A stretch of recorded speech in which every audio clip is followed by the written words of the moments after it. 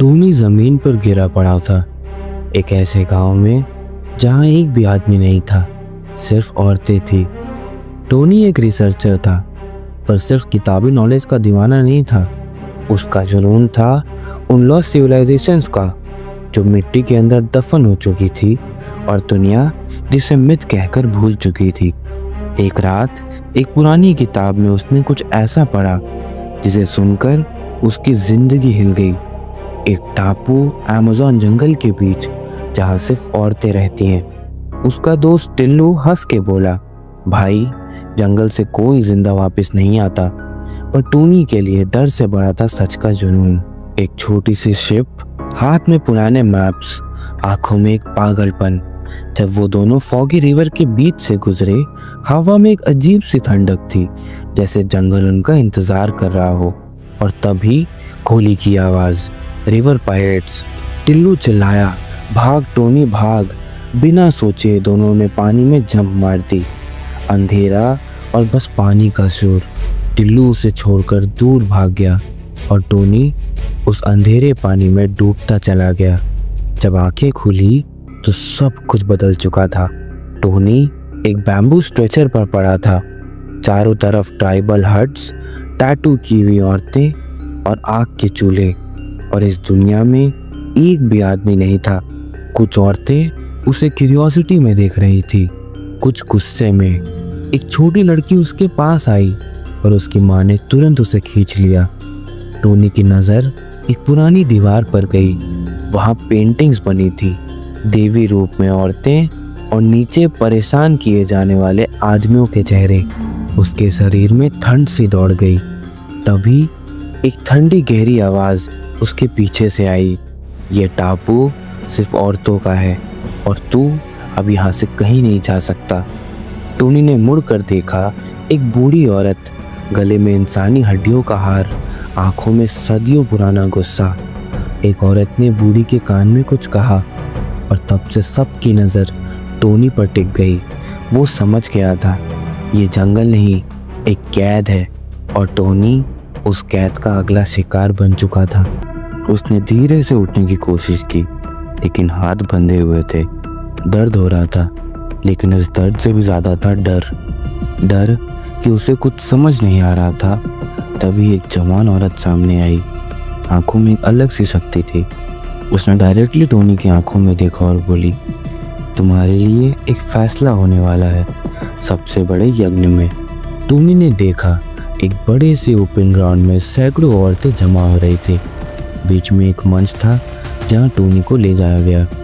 कोई तालियां नहीं, सिर्फ खामोशी। फिर एक औरत ने गुस्से से कहा, 200 साल से किसी आदमी का इस टापू पर कदम रखना मना है और तूने वो नियम तोड़ा है। टोनी चिल्ला उठा, मैं सिर्फ एक रिसर्चर हूँ, मैं सिर्फ सच ढूंढने आया था। तभी एक बूढ़ी औरत, जिसके गले में हड्डियों का हार था, उसने कहा, सच? तो फिर देख सच। उसने एक पुरानी दीवार की तरफ इशारा किया।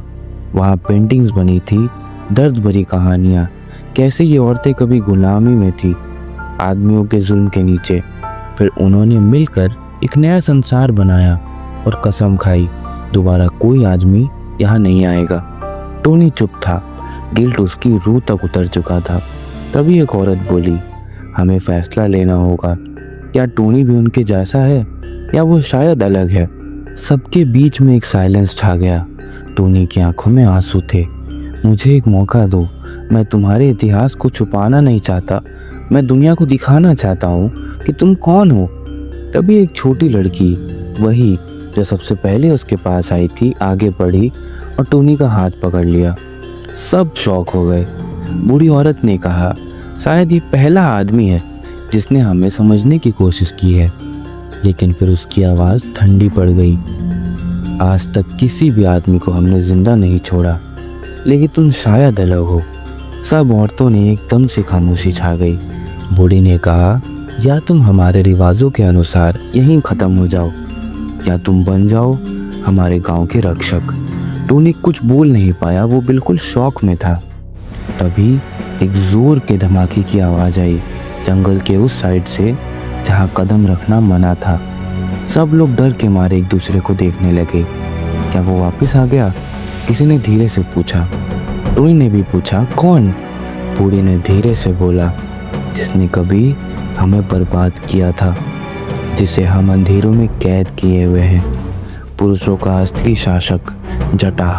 टोनी की रग रग ठंडी पड़ गई। बूढ़ी ने घूर कर कहा, उसे रोकना अब तुम्हारी जिम्मेदारी है।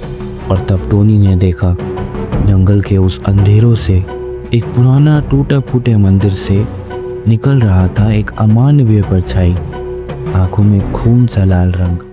सांसें रुक गई थी टोनी की, सब कुछ जम गया था, हवा भी, धड़कन भी। बूढ़ी औरत ने हाथ उठाया, टोनी अब तुम्हारा वक्त आ चुका है। जटा ने भी हाथ घुमाया और उससे निकली एक बर्फीली लहर जिसने सबको जमा दिया। ना कोई हिल सकता था, ना कुछ कर सकता था, सिवाय टोनी और एक लड़की के जिसका नाम था इनाया। टोनी ने घबरा कर पूछा, ये क्या हो रहा है? इनाया ने आंखों में आंसू और जज्बा लेके बोला, तुझे अब खुद को याद करना होगा कि तू असल में है कौन। उसने अपना कंगन तोड़ा और टोनी के सीने पर एक सिंबल बनाया जिसे कहते थे अग्नि मुद्रा। अचानक टोनी की आंखें रंग बदलने लगी, उसके हाथ जलने लगे, लेकिन दर्द में एक नई ताकत थी। अब वो सिर्फ टोनी नहीं, एक अग्नि रक्षक बन चुका था। जटा हंसा, एक और रक्षक? मैंने पहले भी कई देखे हैं, सब मेरे सामने राख बन गए। और फिर शुरू हुई आग और बर्फ के बीच में एक जंग। इनाया की स्पीड, टोनी की ताकत और जटा का जहरीला जादू। बिजलियाँ, धरती का कंपन, हवा में श्राप। टोनी ने लड़ाई के बीच में त्रिशूल उठाया और पूरा त्रिशूल आग से जल पड़ा। टोनी ने आंखें बंद की और उस तीर को मारा सीधा जटा के दिल में। जटा जमीन पर ढेर हो गया। लोग धीरे धीरे जागने लगे। इनाया ने कहा, जटा की हार हो चुकी है। टोनी ने हाँ तो कहा, लेकिन उसके अंदर कुछ अजीब हो रहा था। तभी जटा जो जमीन पे पड़ा था, उसने आखिरी बार अपना हाथ उठाया टोनी की तरफ। टोनी झुका और उसी वक्त जटा ने उसके कान में धीरे से कुछ कहा, जो तबाही मचाए वो दुश्मन नहीं होता, और जो बचाए वो देवता। टोनी के चेहरे पर डर था।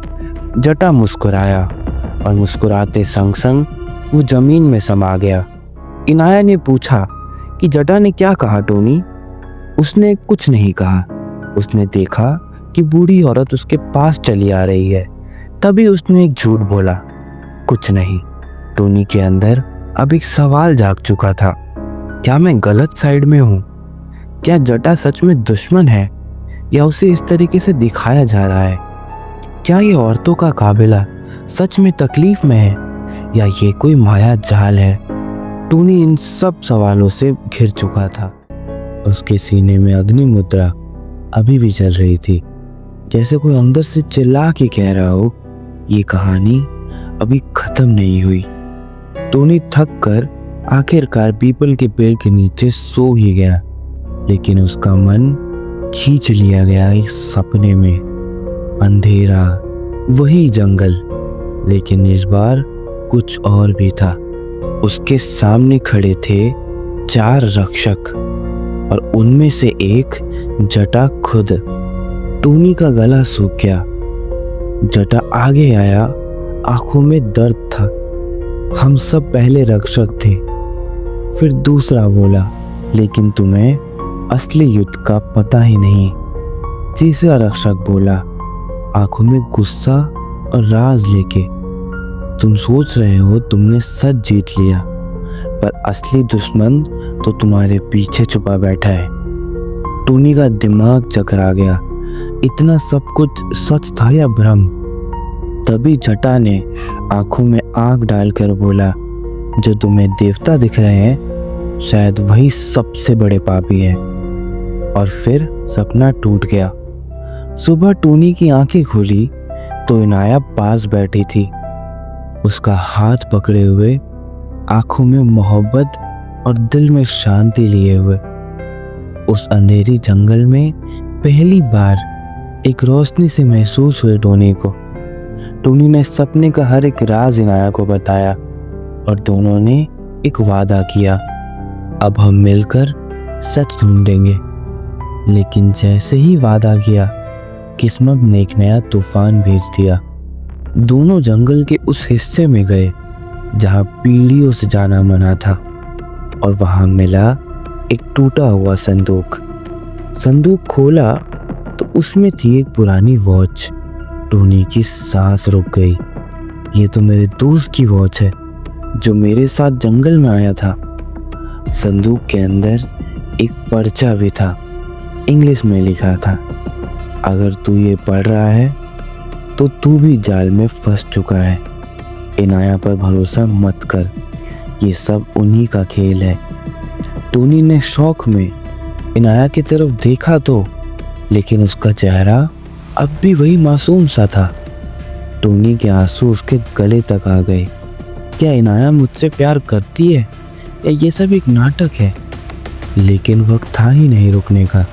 दोनों आगे बढ़े, एक पुरानी गुफा में घुसे। अंदर धुआं था, राख थी और एक अजीब सी सुगंध। बीच में एक लाश, और उस लाश को बूढ़ी औरत और उसके साथी जला रहे थे। लाश के पास कुछ ऐसा रखा था जो टोनी ने देखा और उसकी रूह कांप गई। उस लाश के पास पड़े थे उसके कपड़े, वही कपड़े जो टोनी के दोस्त ने पहने थे। वो दोस्त जो उसके साथ जंगल एक्सप्लोर करने आया था और तब से गायब था। टोनी का गला भरा आया, आंखों में आंसू का समुंदर था। तभी टोनी चिल्ला पड़ा, ये क्या कर रहे हो तुम लोग? बूढ़ी औरत ने सिर्फ एक ठंडी नजर से देखा और कहा, वो अब बलि बन चुका है। टोनी के कदम डगमगा गए। बलि? किस चीज की बलि? बूढ़ी ने हाथ उठाए, आसमान की तरफ देखा और उसका लहजा था जैसे कोई गहरा मंत्र बोल रहा हो। जंगल में एक परम शक्ति है जो सिर्फ स्त्रियों को अपनाती है। पुरुष या तो रक्षक बनते हैं या बलि दी जाती है। टोनी का चेहरा तपने लगा। तुम लोग पागल हो गए हो। उसने गुस्से में पत्थर उठाया और सीधा बूढ़ी औरत पर झपट पड़ा। लेकिन उसके पहले चारों तरफ से औरतें आ गई, हाथों में तलवारें लेकर। एक घमासान जंग छिड़ गया। टोनी एक अकेला मर्द, लेकिन सीने में आग थी। उसकी अग्नि मुद्रा अब तेज रोशनी से जल रही थी। हर वार में उसके दर्द का धुआं था, हर चाल में उसकी हार का गुस्सा। तलवारों की चमक, चीखों की गूंज और टोनी का एक एक वार बिजली की तरह गिर रहा था। वो कई रक्षक औरतों को गिरा चुका था और अब वो सामने था बूढ़ी लीडर के। उसका हाथ उसकी गर्दन की तरफ बढ़ ही रहा था, लेकिन तभी एक तीर आकर उसके कंधे में घुस गया। टोनी नीचे गिरा, सांस लेते हुए, दर्द से झूमते हुए। उसने आंखें उठाई और जिसने वार किया था वो थी इनाया। टोनी की आंखों में तूफान था। इनाया, तुम? इनाया के हाथ में रक्षक तलवार थी। उसका चेहरा शांत था लेकिन अनजान। ना मोहब्बत, ना नफरत, सिर्फ एक गहरा ठंडा राज। टोनी ने जमीन पर लेटे लेटे कहा, तुम भी उनमें से एक निकली। इनाया ने कुछ ना कहा और टोनी की आंखें बंद हो गई। पूरा जहान अंधेरे में डूब गया। इनाया का चेहरा शांत, किसी अजनबी की तरह, और उसके आसपास औरतें, सबके चेहरे पे खुशी, क्योंकि बलि का समय आ चुका था। इनाया टोनी के पास झुकती है, सिर्फ एक सांस भर के वक्त में कहती है, चुप रहो वरना हम दोनों मारे जाएंगे। टोनी का दिल एक पल के लिए रुक गया। ये क्या था? पर जवाब मिलने से पहले एक गरजती आवाज ने गुफा को हिला डाला। मंदिर के बीच बूढ़ी लीडर खड़ी थी, दोनों हाथ आसमान की तरफ किए हुए, और मंत्र जैसे तीर हवा में छूट रहे हो। सदियों से हमारा एक ही सपना है, एक ऐसा राज जहाँ कोई पुरुष ना हो और दुनिया का हर कोना हमारी शक्ति के आगे झुके।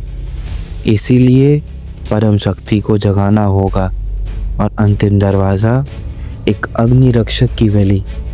टोनी, तुम्हारा रक्षक बनना, तुम्हारी दोस्त की मौत, सब इसी दिन के लिए था। टोनी के जहन में वो सपना घूमने लगा। अग्नि के बीच अनेक रक्षक उसे बुला रहे थे। हर आवाज़ एक चेतावनी थी और आज उसे सब कुछ समझ आ गया। बूढ़ी के मंत्र तेज होने लगे, धरती कांप उठी, मंदिर के फर्श में दरारें फैलने लगी। पहले 2 हाथ निकले, फिर पत्थर से बने पैर और फिर पूरा रूप।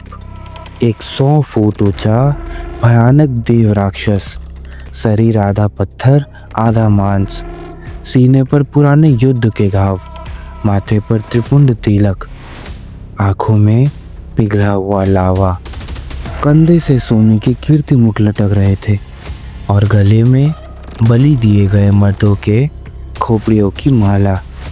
उसके एक दहाड़ ने आसमान को चीर दिया। औरत लोग जमीन पर गिरकर उसका वंदन करने लगी। फिर उसने अपना हाथ उठाया और एक ऐसा वार किया जो पूरे नज़र के दायरे को एक पल में धुंध और राग के तूफान में बदल गया। धूल के पीछे कुछ भी नहीं दिख रहा था, बस हवा में गूंज रही थी उस प्राचीन शक्ति की ध्वनि। अचानक एक भयानक शॉकवेव, हवा का ऐसा धक्का जो समुद्र को भी चीर दे। टोनी हवा में उछल गया, 50 फीट दूर जाके पत्थर से टकराया। उसका सीना खून से भीग चुका था, सांस टूट चुकी थी।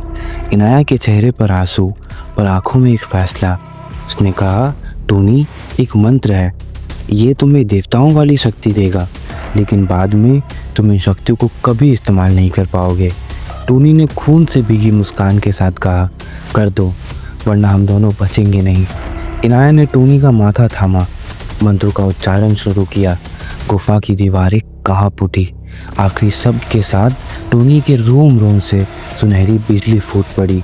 हवा पिघलने लगी जैसे समुंदर में लावा घुल गया हो। देव राक्षस ने अपना पहले वार किया। टोनी ने एक हाथ से रोका, दूसरे से ऐसा प्रहार किया कि समुंदर तक गूंज उठी। टापू के टुकड़े समुंदर में गिरने लगे। इनाया की नज़र पड़ी राक्षस के गले के एक जेमस्टोन पे, जो जब वो हमला करता तो वो चमकने लगता। टोनी, गले का रत्न, इनाया ने चीख कर कहा। टोनी ने अपनी सारी शक्ति एक अंतिम वार में जमा की। मुक्का पड़ा, रत्न चूर चूर हो गया। राक्षस के अंदर से एक फटने वाली चीख के साथ वो हवा में बिखर गया। एक महाशॉकवेव पूरा टापू को चीर गया। मंदिर, जंगल, पहाड़ सब समुद्र में डूबने लगे। इनाया दौड़ती हुई, हाथ में एक छोटा संदूक जिसमें थे सोने के सिक्के। टोनी ने संदूक कंधे पर रखा, पानी घुटनों तक आ चुका था। उसने इनाया को अपनी बाहों में उठाया और हवा में उड़ गया। समुद्र के ऊपर दोनों ने पीछे देखा। टापू धीरे धीरे डूब रहा था, सिर्फ धुआं और राख पीछे छोड़ते हुए। कई साल बाद समुद्र के किनारे एक मकान, सुबह की सुनहरी धूप। एक छोटा लड़का अपने पिता के पास भाग कर आता है। पापा, मैंने पढ़ा अमेज़न में कितने रहस्यमयी आइलैंड्स हैं, मुझे एक्सप्लोर करना है। पिता चुपचाप मुस्कुराता है, पत्नी की तरफ देखता है जो पास ही बैठी थी, और वो दोनों एक स्वर में कहते हैं, बेटा, कुछ राज ऐसे होते हैं जिन्हें ना छेड़ने में ही दुनिया की भलाई होती है।